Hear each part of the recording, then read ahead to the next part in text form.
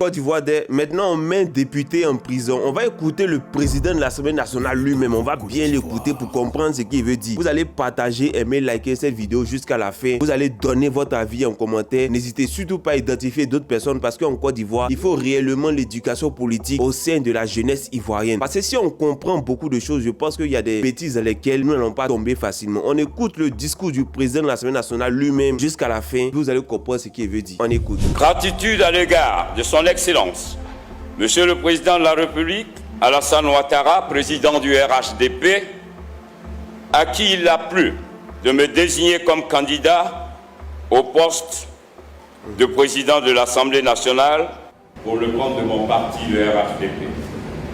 Qu'il me soit permis de lui exprimer une fois de plus mes sincères remerciements et ma reconnaissance pour la confiance qu'il m'a toujours témoigné pour toutes les missions qu'il m'a confiées.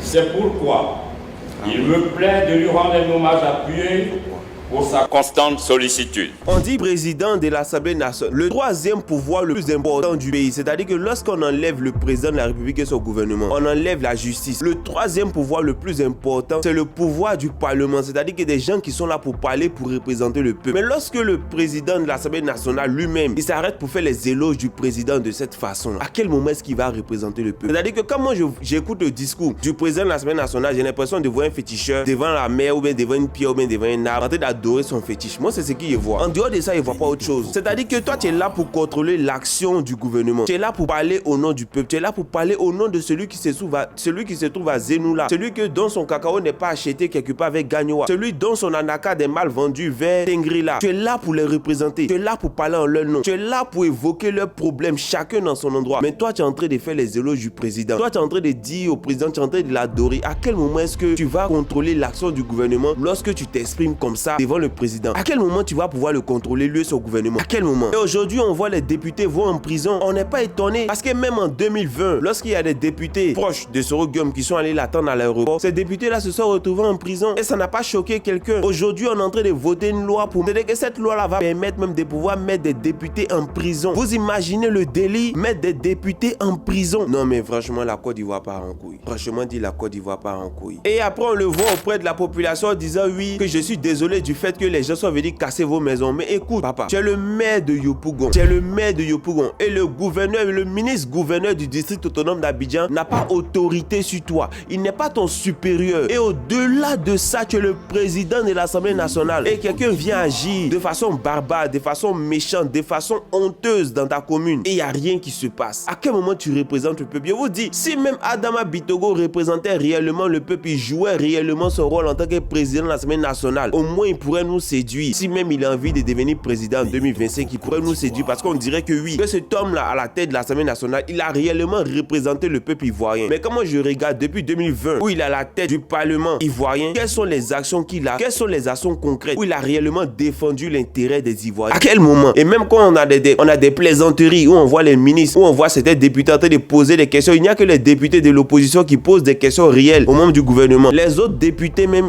Seigneur, Côte d'Ivoire. Ouais. Mais moi je vais juste vous dire quelque chose. Si l'asticot qui vit dans le piment trouve que le piment ne le brûle pas, qui est-ce que moi je suis qui suis de loin pour dire mon gars, l'asticot, toi tu es dans le piment te brûle. Qu'est-ce que tu attends pour sortir? Qu'est-ce que tu attends pour partir? Si lui-même il ne sait pas que ça brûle. Moi il m'était, maintenant là ce qu'il a fait c'est loli là là là. Il a parlé de, il a fait les vidéos d'amusement loli là là là, ça va marcher. Parce que c'est ça même qui donne vue, c'est ça même qui fait grossir audience, c'est ça. Parce que parler de politique ça donne mal à la tête. Je suis trop jeune, on va mal à la tête. Le jour que vous allez porter vos couilles, c'est ce jour-là que vous allez vous en sortir. Sinon, tant pis.